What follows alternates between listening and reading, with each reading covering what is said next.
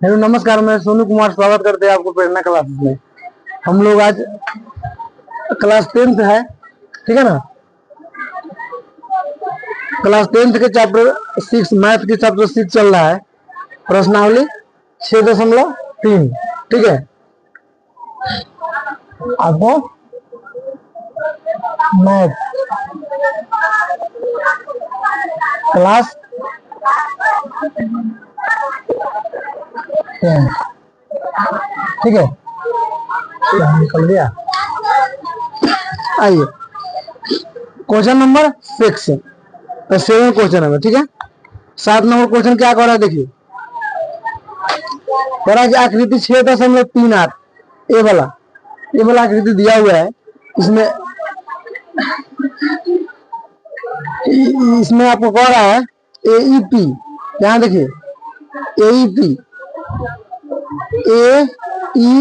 ए वाला त्रिभुज, AEP ए वाला त्रिभुज, इसको रंग लीजिएगा, ठीक है। ए वाला त्रिभुज आप रंग लीजिए बढ़िया से, ठीक है। और कौन सा त्रिभुज है? त्रिभुज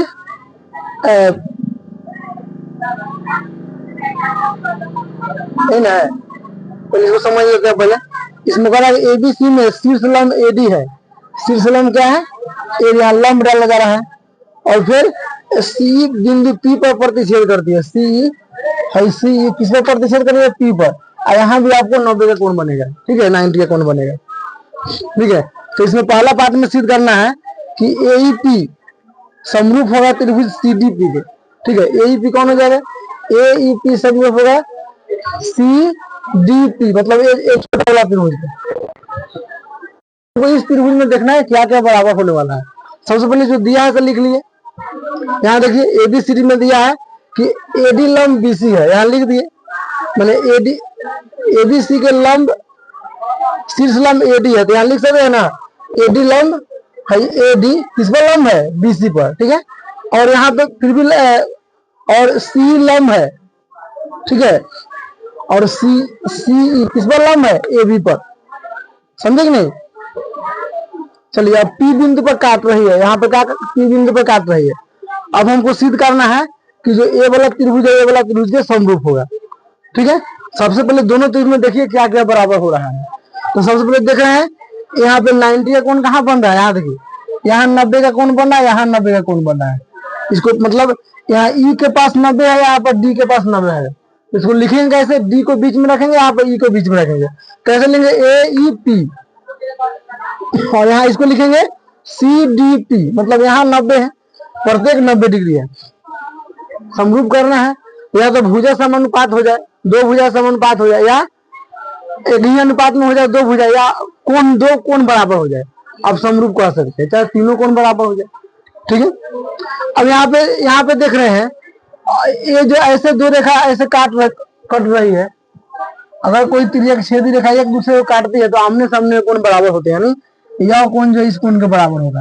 या फिर से देख लीजिए, यह दो रेखा काट रही है ना, तो इस तरह का आमने सामने कोण बराबर होता है, वर्टिकली अपोजिट एंगल बताए थे कंसेप्ट में। ये हो गया शीर्षा अभिमुख कोण, क्या बोलते हैं इसको।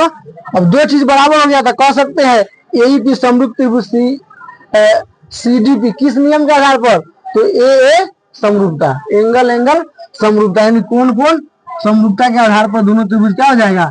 समरूप हो जाएगा, ठीक है। पहला पार्ट हो गया। अब दूसरा फिगर तो आपका वही रहेगा, त्रिभुज बदल जाएंगे। क्या है तुम्हारा? देखो ए इसमें दिया हुआ है, हाँ, ADB समरूप त्रिभुज CEB।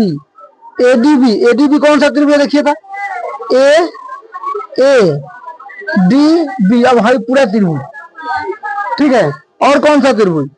CEB, CEB मतलब ए पर से ई वाला त्रिभुज, समझे नहीं? पूरा त्रिभुज ऐसे CEB ए पर से एन है, ठीक है। अब इसमें देखिए क्या क्या बराबर हो जाए। अब इसको रंग सकते हैं, मतलब ये त्रिभुज पूरा और ये त्रिभुज पूरा, समझे कि नहीं? चलिए अब यहाँ इसमें देख रहा है, अब यही वाला बात इसमें भी लिखेंगे, क्या सबके लिए लागू है। अब इसमें ADB समरूप त्रिभुज सिद्ध करना है इसमें, ठीक है। अब चलते हैं ADB और CEB में ADB, ADB, देखिए ये पूरा त्रिभुज में क्या है, यहाँ भी 90 का कोण बन रहा है, तो कह सकते हैं, और यहाँ भी 90 का कोण बन रहा है। किस त्रिभुज में? CEB में 90 का कोण बन रहा है, तो CEB यहाँ 90 का हो जाएगा। ये दोनों त्रिभुज में यहाँ पर D का 90 है और E पर 90 है, यहाँ कह सकते हैं D भी 90 है और C भी 90 है, तो यहाँ लिख सकते हैं ADB, ADB यहाँ 90 है, और फिर क्या कौन सा CEB यहाँ 90, प्रत्येक 90 डिग्री, और एक कोण और बराबर है, दोनों में कॉमन क्या है इसमें, देखिए कोण भी इस त्रिभुज में भी है, छोटा वाला में भी है और पूरा त्रिभुज में भी है, मतलब ADB में भी है और CEB में है, ठीक है, छोटा वाला। अब देखिए कोण भी इस त्रिभुज में भी है, मतलब ADB में भी है और CEB में, दोनों कॉमन हो गया, दो चीज बराबर हो गए, मतलब हम कह सकते हैं दोनों त्रिभुज ADB और CEB समरूप हो जाएंगे। किस नियम के आधार पर? तो A समरूपता के आधार पर। अब इसका तीसरा पार्ट देखते हैं, फिगर आपका सेम रहेगा, दिया हुआ सेम रहेगा, सिर्फ यहाँ सिद्ध करना बदल जाएगा। इसमें सिद्ध क्या करना है? तो AEP समरूप ADB, AEP कौन सा? AEP छोटा वाला त्रिभुज, ठीक है, किसका समरूप हो जाएगा? कौन सा त्रिभुज के? ADB, ADB माने हाई पूरा बड़ा त्रिभुज, पूरा लेकर के। अब इसमें देखिए क्या क्या बराबर है, फिर आपको लंब दोनों पकड़ा गया है मेरे पास, क्या कोण E और कोण D, माने ADB माने यह कोण 90 है, यहाँ भी 90 है ना इधर, और यहाँ भी 90 हो रहा है, प्रत्येक 90 डिग्री, और इसमें कोण A उभयनिष्ठ है, कोण A बराबर कोण A, मतलब इस त्रिभुज में भी कोण A है, समझे? किस त्रिभुज में? AEP, AEP इस त्रिभुज में भी कोण A है और ADB इसमें भी कोण A है, दोनों कॉमन हो गए, यहाँ लिख सकते हैं दोनों उभयनिष्ठ है, ठीक है। अब दोनों त्रिभुज समरूप हो जाएगा A समरूपता के आधार पे, ठीक है। अब तीसरा पार्ट आपका क्लियर हुआ, इसमें चौथा देखिए PDC, त्रिभुज PDC। अब PDC कौन है? अब फिर सारा कहानी वही लिखना है, दिया हुआ है वही सेम रह जाएगा जो फर्स्ट पार्ट में था, सिर्फ यहाँ पे कहां से बदल जाएगा, सिद्ध करना है वहां से बदलेगा, ठीक है। अब सब में आपको कॉमन क्या आ रहा है, यहाँ पे देखिए, यहाँ पे D कॉमन आ जा रहा है, ठीक है, यहाँ पे E कॉमन आ जा रहा है, मतलब AD कौन सा त्रिभुज है? देखिए तो PDC, तो यहाँ P कहाँ है? यहाँ P छूट गया है जी, यहाँ पे P छूट गया था, यहाँ पे D छूट गया था, PDC मैंने हाई छोटा त्रिभुज, ठीक है। और कौन सा? और क्या है? BEC, B कहाँ है? BEC मतलब हाई 12 त्रिभुज पूरा, क्या? अब देखिए इसमें क्या क्या बराबर हो रहा है, इसमें भी E आ रहा है। अब देखिए कौन? PDC, यहाँ 90 का कोण बन रहा है ना, और इस त्रिभुज में BEC, तो BEC यहाँ 90 का कोण बन रहा है, यहाँ प्रत्येक 90 लिख दिए। अब एक और चीज बराबर हो जाए, दोनों में C आ रहा है, इस त्रिभुज में आ रहा है, किस त्रिभुज में?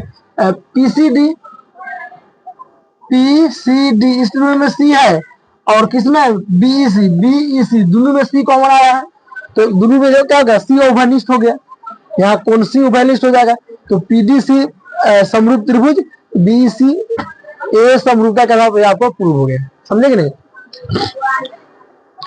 अब इस तरह हम चारों पार्ट से क्लियर कर लिए।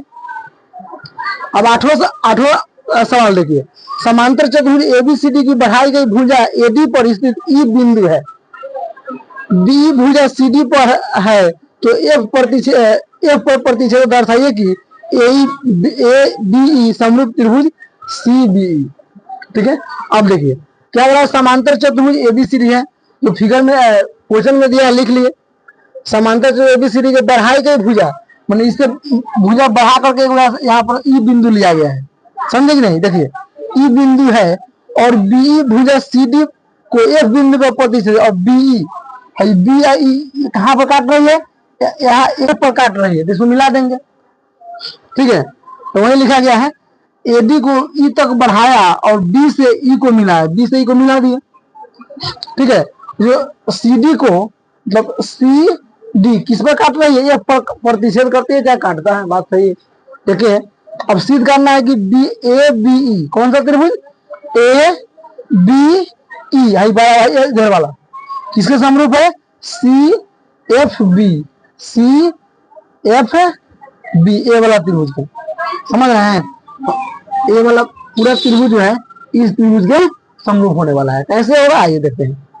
सबसे पहले हम लोग तो कोण बराबर कर लीजिए, भुजा भुजा अनुपात में कर लीजिए। तो इसमें देखिए ए बी ई में ए बी ई इसमें क्या है, तो इसमें कोण ए बराबर कोण सी है, क्या है कोण ए, कोण ए बराबर क्या हो जाएगा, कोण सी हो जाएगा।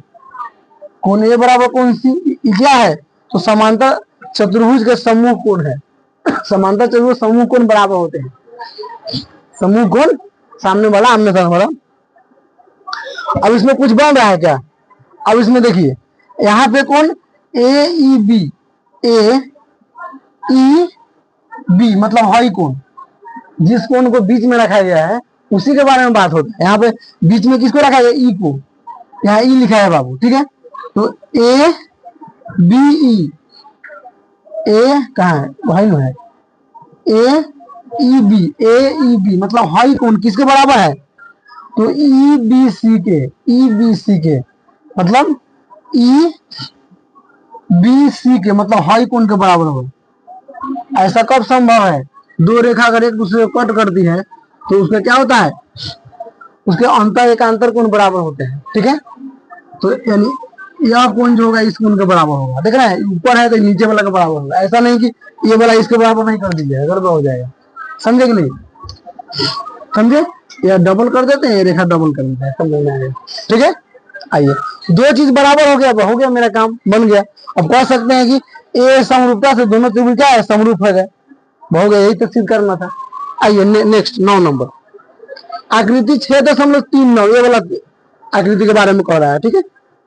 इसमें एबीसी, हाँ एबीसी और एएमपी दो समकोण त्रिभुज है। एबीसी देखिए ए बी सी, ए वाला त्रिभुज, और एएमपी एएमपी एएमपी छूट गया यहाँ पे, यहाँ बन रहा है, यहाँ लिखिए।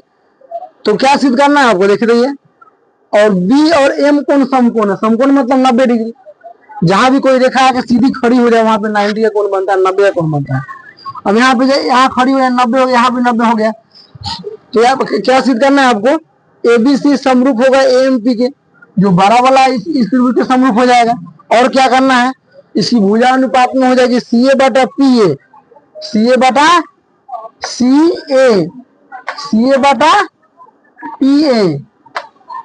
अब और उसके बाद में क्या, बीसी बटा एमपी, बीसी कहाँ है, बीसी बटा एमपी, ठीक है। अब पहला पार्ट करते हैं हम लोग। और यहाँ जो लिखा है, जो इसमें दिया लिख ली एबीसी और एएमपी में, यहाँ बी 90 है, यहाँ पे एम 90 का है, ठीक है। अब सिद्ध करना है, पहला पार्ट करते हैं, त्रिभुज एबीसी समरूप त्रिभुज एएमपी। एबीसी मतलब पूरा ए बी सी और एएमपी, एएमपी मतलब ये वाला त्रिभुज। और इसमें क्या क्या बराबर, फिर चलिए इसी में हम लोग देख लेंगे। यहाँ देखिए कौन सा त्रिभुज है, त्रिभुज एबीसी, ए बी सी ऊपर वाला इसके बराबर हो जाएगा। इसे बना लेते हैं, छोड़ो क्या हो गया, भल कल गिरा ले।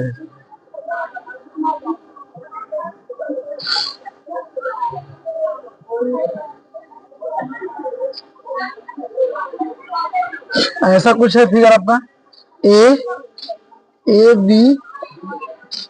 अब देखिए यहाँ पे बी है, ए बी सी है, यहाँ 90 है और फिर यहाँ 90 है। अब यहाँ देखिए आप, अब इस दोनों त्रिभुज में देखिए एबीसी और एएमपी में, मतलब इस क्वेश्चन में फिगर हम यहाँ बना, उस बोर्ड पर था इसलिए क्लियर नहीं था। अब यहाँ पे एबीसी, एबीसी कौन है, ए बी सी और एएमपी, एएमपी। अब इसमें क्या क्या बराबर है, यहाँ पे देख रहे हैं बी 90 का है, एम 90 का है। तो लिखने का तरीका क्या होता है, इसको बीच में रखना है, यानी ए बी सी और ए एम पी, प्रत्येक 90, यह तो दिया हुआ है, प्रत्येक 90 आप लिख सकते हैं, प्रत्येक 90 डिग्री, या दिया हुआ भी यही है, तो दिया हुआ लिख दिए।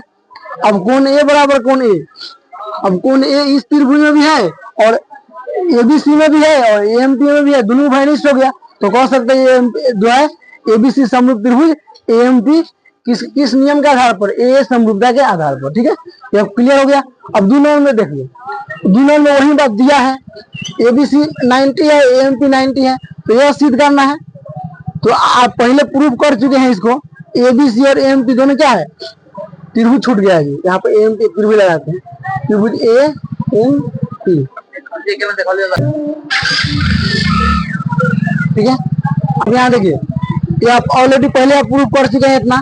ठीक है, ये ठीक है, अब इसको जब प्रूव कर लिया था, ऐसे इसको भुजा क्या होगा, अनुपात में होगी, भुजा समरूप होता है उसकी भुजा क्या अनुपात में हो जाती है, मतलब कैसे, सी